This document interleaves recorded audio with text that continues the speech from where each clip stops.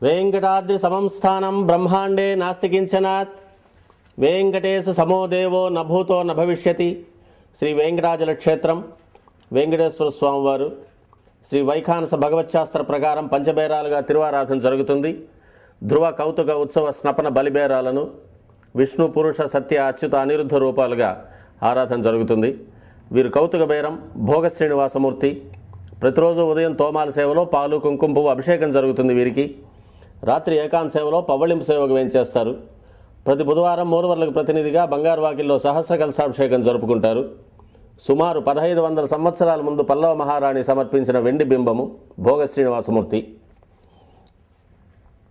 ధ్రువబేరం మూల విరాట్టు వక్షస్థలంలో మహాలక్ష్మి అమ్మవారు, పద్మావతి అమ్మవారు, శ్రీవత్సం, కౌస్తుభం, ముఖమండలంలో పచ్చకర్పూర నామం, కస్తూరి తిలకం, శ్రీపాదరేణం అనే మహాప్రసాదం, నవరత్న కిరీటం, రత్నాల సుదర్శన పాంచజన్యాలు, రత్నాల కర్ణపత్రాలు, భుజములందు నవరత్నాల నాగాభరణాలు, కట్యవలంబిత హస్తం,